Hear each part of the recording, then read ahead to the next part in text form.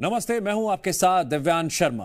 उत्तर प्रदेश के हाथरस में सत्संग के दौरान मौत का ऐसा तांडव हुआ था जिसमें 121 लोगों की जान चली गई। जिसे साकार हरि नाम के बाबा का सत्संग था जिसमें 80,000 की अनुमति के बावजूद 2.5 लाख से ज्यादा लोग मौजूद थे। घटना पर संवेदना जताना तो बहुत दूर की बात है, घटना के बाद से वो बाबा फरार है। सूरजपाल उर्फ भोले बाबा के आश्रम और साम्राज्य के बारे में कई चौंकाने वाली जानकारी लगातार सामने आ रही हैं। हैरानी तो इस बात पर भी है कि बाबा के खिलाफ अब तक एफआईआर दर्ज नहीं हुई है। विपक्ष इसे सरकार और प्रशासन की लापरवाही का नतीजा बता रहा है, तो सीएम योगी कह चुके हैं दोषी कोई भी हो बख्शा नहीं जाएगा। यह हादसा है या फिर साजिश, इस पर जांच होगी। अब सवाल यह है 121 मौतों का जिम्मेदार कौन है और फरार बाबा अब तक पकड़ा क्यों नहीं गया है। मुद्दा तो है में आज बात इसी मुद्दे पर।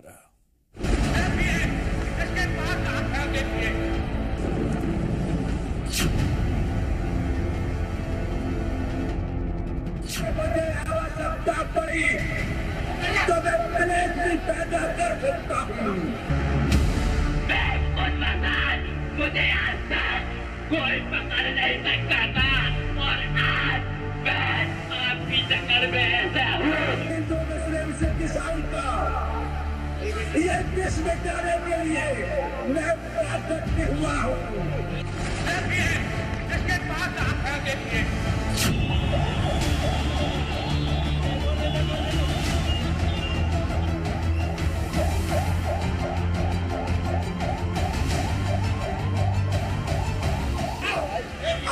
बख्शने वाला नहीं हूं।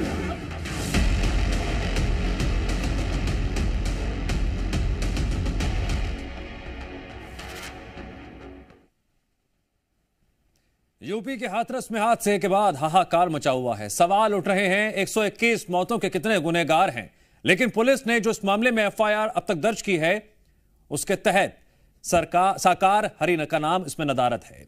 मुकदमे में मुख्य सेवादार और आयोजक को नामजद आरोपी बताया गया है। इस बीच हादसे के कई घंटों बाद भी पुलिस साकार हरि का सुराग लगा पाने में अब तक नाकाम रही है। यूपी में 8 ठिकानों पर पुलिस ने छापेमारी तो की, लेकिन बाबा साकार हरि का पता नहीं लगा पाई। इस बीच हाथरस पहुंचे सीएम योगी ने घायलों और पीड़ितों से मुलाकात की। बाबा साकार हरि के सेवादारों को बड़े हादसे का जिम्मेदार ठहराया। सीएम योगी ने घटना की न्यायिक जांच कराने का वादा किया। हादसे के बाद से बाबा साकार हरि फरार तो है, लेकिन वो लगातार अपने गुर्गों के संपर्क में भी है।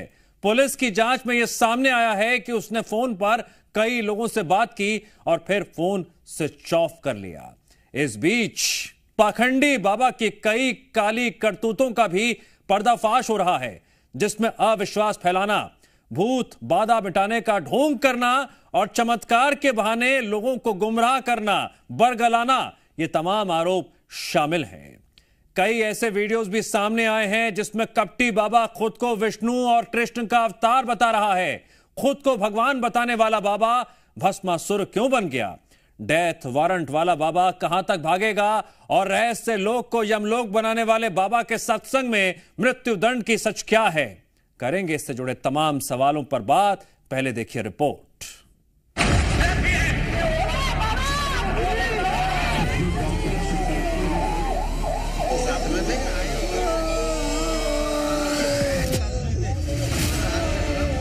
हमारे लिए तो परम सप्ताह है भैया। ढोंगी बाबा को क्यों नहीं पकड़ रहे? ढोंगी के लिए क्यों छोड़ रहे? एक प्रभु परमात्मा है, उनको हमारे और आपकी क्या ताकत है, क्या बस में कर सकते हैं। बाबा ने खुद कहा था अगर रज मत छोड़ जाना बाबा की। जानकारी सरकार के पास थी, उसके बावजूद भी सरकार को जो इंतजाम करना चाहिए था वो इंतजाम नहीं किया है। इस लापरवाही की वजह से जो जाने गई हैं उसकी जिम्मेदार सरकार है। दुखद और दर्दनाक घटनाओं में भी वे राजनीति भूलते हैं और ऐसे लोगों की ये फितरत है कि चोरी भी और सीना चोरी भी। ये हादसों का देश है और किसी को इसकी चिंता नहीं है, कोई एसओपी नहीं, क्राउड मैनेजमेंट की कोई व्यवस्था नहीं। 2 लाख का मुआवजा देंगे निश्चिंत हो। कड़ी से कड़ी कार्रवाई करने वाले एक एक दोषी को हम ऐसा दंडित करेंगे कि आने वाले समय में वो भारत के सामने एक उदाहरण बनकर के सामने। जिम्मेदारी तो आफ्टर ऑल सरकार की है और सरकार के अधीन जो है, चाहे वो जिला प्रशासन हो चाहे पुलिस प्रशासन, दे आंसर। इस तरह की घटना के लिए जो भी दोषी होंगे कोई बख्शा नहीं जाएगा और इस तरह की घटना की भविष्य में पुनरावृत्ति न हो इसके लिए भी ठोस उपाय हमारी सरकार करेगी। इतना बड़ा हादसा हो गया, ये प्रशासनिक लैप्स हुआ है और उनकी लापरवाही से हुआ है। साजिश करने वाले लोग अपनी साजिश करके फिर वहां से चुपचाप खिसकने का प्रयास भी करते हैं। सूरजपाल उर्फ साकार हरि उर्फ नारायण ने आखिर कैसे वर्दी उतारकर संत का चोला पहन लिया था? कैसे यौन शोषण का यह आरोपी समाज को ज्ञान बांटने लगा था? कैसे खोड़ा से निकलकर बाबा बने, इसके लाखों भक्त बन गए? आपको इस बाबा का पूरा बायोडाटा भी बताते हैं। सूरजपाल बन गया बाबा साकार, खुद को भगवान बताता था बाबा, उंगली पर चक्र घुमाने का दावा करता था बाबा, खुद की पूजा करवाता है बाबा, खुद के प्रकट होने की बात भी मंच पर बार बार दोहराता था। दुख हरने का, दुख दूर करने का भक्तों के सामने ढोंग रचता था। बाबा की अपनी प्राइवेट आर्मी है। किले नुमा आश्रम में सत्संग होता था। लग्जरी गाड़ियों का बाबा शौकीन भी है। तस्वीरें आपने देखी, हालात आपने देखे, सवाल कई सारे हैं जिसकी खोजबीन में जी मीडिया के संवाददाता ग्राउंड पर मौजूद है। हाथरस से हमारे साथ नीरज गौड़ जुड़ रहे हैं। नीरज, साकार हरि जिसने अंधविश्वास के अंधकार में लोगों को कई सालों तक फंसा के रखा और उसका नतीजा कल पूरे देश ने देखा। पल पल, मिनट दर मिनट नए नए खुलासे हो रहे हैं, जांच का दायरा बढ़ रहा है। आपके पास क्या एक्सक्लूसिव जानकारी है? देखिए, अभी तक जो कि नारायण साकार है वो अभी तक फरार है। तमाम जगहों पर यूपी पुलिस की टीम जाकर के दबिश डाल रही है। मैनपुरी से लेकर के फर्रुखाबाद, अलीगढ़, हाथरस के कई इलाकों में जाकर के यूपी पुलिस ने जाकर के रेड की थी, लेकिन बाबा के बारे में कोई जानकारी नहीं थी। ये भी जानकारी थी कि बीती रात जो है मैनपुरी के इलाके में एक आश्रम है जहां पर बाबा जो है वो छुपा हो सकता है। उसके बाद में पुलिस ने उस पूरे इलाके को घेर रखा था, लेकिन उसके बाद जब पुलिस सर्च अभियान वहां शुरू करती है तो ये जानकारी मिली है कि बाबा अभी जो है वहां पर नहीं है। बाबा कहाँ है इस बारे में किसी को भी कुछ नहीं पता है। वहीं इसी के साथ इस वक्त मैं मौजूद हूं जो कि हाथरस का जिला अस्पताल है, जहां पर सबसे पहले घायलों को लाया गया था और फिर उसके बाद में उनका इलाज किया गया था। करीब 12 ऐसे लोग थे जो यहां पर पहुंचे थे जो घायल थे, लेकिन 34 ऐसे यहाँ पर शव लाए गए थे जिनका पोस्टमार्टम यहाँ पर किया गया है। और इसके अलावा जो बाकी शव हैं वो अलीगढ़ के अलावा और इसी के साथ मैनपुरी और तमाम जो आसपास के बड़े अस्पताल हैं वहाँ पर उनको रखा गया है। और उसके बाद ज़्यादातर जो बॉडीज़ हैं उनका पोस्टमार्टम हो चुका है। लेकिन सबसे बड़ी बात तो ये है कि आखिरकार इतना बड़ा आयोजन हो रहा था तो उसके बाद में प्रशासन भी आखिरकार कहाँ सोया था? क्या उनका जो इंटेलिजेंस है वो इसमें फेलियर था? जिस तरीके से जो एफआईआर का जो कंटेंट को अगर आप देखेंगे तो उसमें लिखा है कि 80,000 लोगों की परमिशन थी, तो उसके बाद आखिरकार 2.5 लाख लोग यहाँ पर पहुँच जाते हैं। फिर उसके बाद में जहाँ पर ये आयोजन किया गया था वो मेन हाईवे है और मेन हाईवे से बिल्कुल सटा हुआ पूरा खाली ग्राउंड था जहाँ पर इस आयोजन को किया गया। और फिर उसके बाद में जब बाबा का प्रवचन खत्म होने के बाद में वो वहाँ से निकलते हैं तो अमूमन जो वहाँ पर जो भक्त थे उनकी ये प्रथा है कि उनका ये कहना है कि जब भी वो निकलते हैं तो उनके जो वहाँ से निकलते हैं तो धूल जो होती है उसको अपने चरणों, अपने जो है माथे पर लगाते हैं, उनके चरणों की धूल को। तो उसी के साथ इस तरीके की बातें तमाम लोगों ने हमें बताई हैं। लेकिन सबसे बड़ी बात तो ये है कि आखिरकार बाबा कहाँ पर है, यूपी पुलिस आखिरकार क्या कर रही है। तमाम जो आयोजक हैं उनको जो है यूपी पुलिस ने अपने पास हिरासत में लिया है, उनसे लगातार पूछताछ की जा रही है। बाबा ने जिन जिन लोगों से बात की थी, जब बाबा वहां से भागा था तो आखिरकार किन किन लोगों से बात की थी, तो उन सभी नंबरों को पुलिस ने जो है टेक्निकल सर्विलांस के जरिए जांच पड़ताल कर रही है। आप बने रहे हमारे साथ, में वापस लौटूंगा। कुछ अहम जानकारी साझा करना चाहेंगे। फरार साकार हरि की तलाश में पुलिस की मैनपुरी समेत आसपास के कई जिलों में तलाश जारी है, दबिश दी जा रही है। बाबा के आश्रम में होने और ना होने पर भी अलग अलग बयान सामने आ रहे हैं, जिसमें बाबा के गार्ड और सेवादार ने दावा किया बाबा कल आश्रम में आया था और उसके बाद जाते नहीं देखा गया। पुलिस ने आश्रम में तलाशी के बाद दावा किया बाबा आश्रम में नहीं है। क्या नाम है आपका भैया? क्या नाम है आपका? मीडिया के लिए मना किया गया है। मीडिया नहीं है, आप यहाँ सिक्योरिटी में हैं? हाँ, सेवादार। अच्छा, बाबा जी कितने बजे से यहाँ आए हुए हैं? अब लगभग 3 बजे करीब। 3 बजे के हाथरस में इनका कार्यक्रम था सत्संग का, वहाँ से खत्म करने के बाद यहाँ आ गए? हाँ। अच्छा, तो बाबा जी अभी अंदर हैं? बाबा जी अंदर हैं अभी? यार हैं, कितने बार बोलूं? आप बता रहे हैं आप सेवादार हैं, पुराने हैं, तो क्या पता चला कि यहीं पे हैं बाबा? यहीं पे हैं? हाँ, यहीं पे आश्रम में ही है जी। प्रशासन तो कह रहा है आश्रम में नहीं है, सर्च कर लिया। मुझे तो पूरा विश्वास है, इसलिए कह रहा हूँ। अनुयायियों की सुरक्षा के लिए जी जी बाबा के लिए सर्च ऑपरेशन हुआ है। बाबा कहाँ है? कल ही हो चुका है। हो चुका है? हाँ, कल हो चुका है। बाबा नहीं, बाबा तो यहाँ नहीं है। नहीं मिले? नहीं। साकार हरि कहाँ है? सवाल यह है कि बाबा आश्रम आए तो गए कहां? क्या आश्रम में कोई सुरंग है? क्या सुरंग से बाबा कहीं निकल गए, फरार हो गए? क्या आश्रम में कोई गुप्त लोग भी मौजूद है? आश्रम में बाबा को किस किसने देखा? बयान आपने सुने, कितने भिन्न भिन्न बयान सामने आ रहे हैं। सेवादारों ने बाबा के आश्रम में कब देखा था? पुलिस को बाबा आश्रम में क्यों नहीं मिला? ये वो सवाल हैं जिनका जवाब मिलने तक हमारी मुहिम लगातार जारी रहेगी। अंधविश्वास से दूर रहिए, सुरक्षित रहिए, बार बार ये अपील आपसे हम कर रहे हैं। देश के किसी भी कोने में आप रहते हो। नीरज लगातार हमारे साथ बने हुए हैं। नीरज, पुलिस की जांच पड़ताल जारी है, लेकिन जो स्टेटमेंट सामने आ रहे हैं, क्या कुछ छिपाया जा रहा है, क्या कुछ दबाया जा रहा है, और क्या क्या राज अभी भी सामने आना बाकी है? देखिए, आपने देखा होगा कि दोपहर के वक्त जो है प्रदेश के मुख्यमंत्री योगी आदित्यनाथ यहां पर पहुंचे थे जिला अस्पताल, जहां पर उन्होंने घायलों से मुलाकात की थी, जो मृतक के परिजन हैं उनसे भी मुलाकात की थी। और उसके बाद में यहां पर जो उप मुख्यमंत्री हैं ब्रजेश पाठक, वो भी यहां पर पहुंचे हुए हैं। लेकिन सबसे बड़ी बात तो ये भी है कि आखिरकार जिस तरीके से जो एफआईआर का कंटेंट अगर आप देखेंगे तो उसमें लिखा है कि जहां पर सत्संग हो रहा था, जहां पर 121 लोगों की जान गई है, वहां से जो तमाम सबूत थे, जो उनके भक्त थे, उन्होंने वहां से सबूतों को नष्ट करने की कोशिश की। वहां जो चप्पलें वहां पर बिखरी पड़ी थी और अन्य सामान जो वहां पर था उसको वहां से फेंका गया था। उसके बाद में उसी आधार पर जो एफआईआर है उसमें जो भारतीय न्याय संहिता है उसके तहत जो है मुकदमा दर्ज किया गया है और इसमें जो आयोजक हैं उनको जो है आरोपी बनाया गया है। फिलहाल अभी जो बाबा हैं उन पर सीधे तौर पर आरोप नहीं है, लेकिन कहीं ना कहीं जिस तरीके से पूरा जो इंसिडेंट हुआ है, अगर ये मामला आगे बढ़ता है तो ये भी हो सकता है कि आखिरकार आगे जो है बाबा का नाम इसमें आरोपी के तौर पर जोड़ा जा सकता है। लेकिन बाबा इस पूरे कांड से दूर नहीं है, क्योंकि अगर उनको पकड़ा जाएगा उनसे पहले पूछताछ की जाएगी और फिर उसके बाद में ये हो सकता है कि आखिरकार उन्हें एक्यूज के तौर पर उसमें उनका नाम जो है उसमें ऐड किया जाए।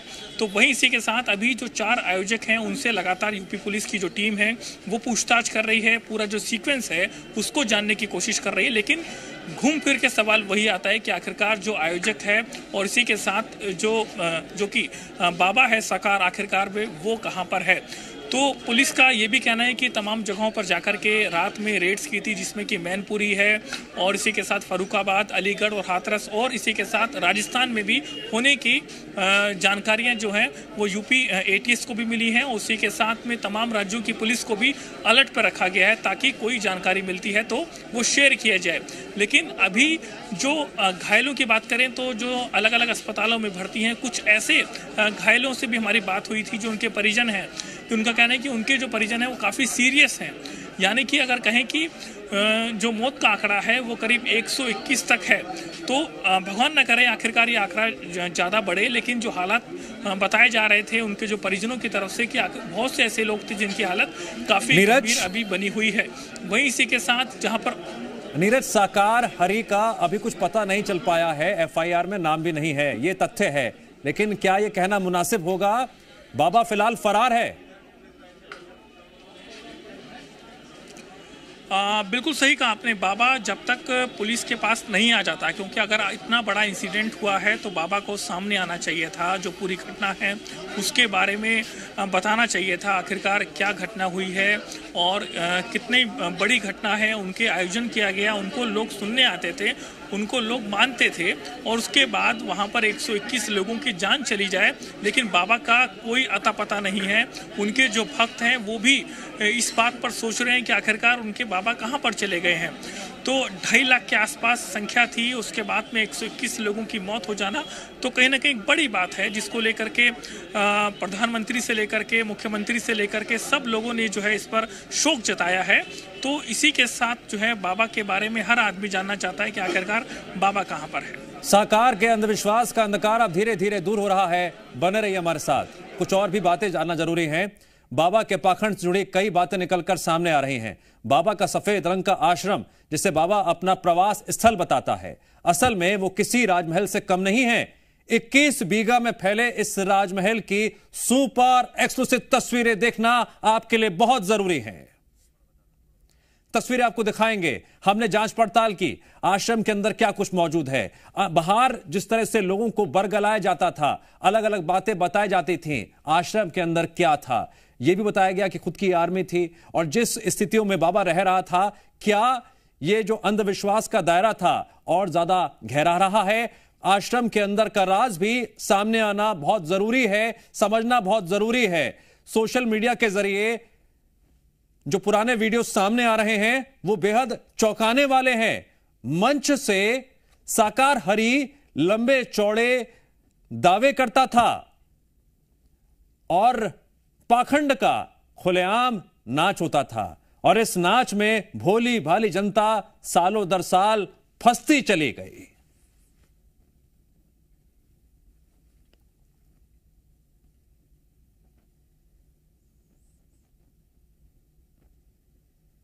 बाबा का वो सोफा है, गद्दी है जिस पर बाबा बैठे हुए थे।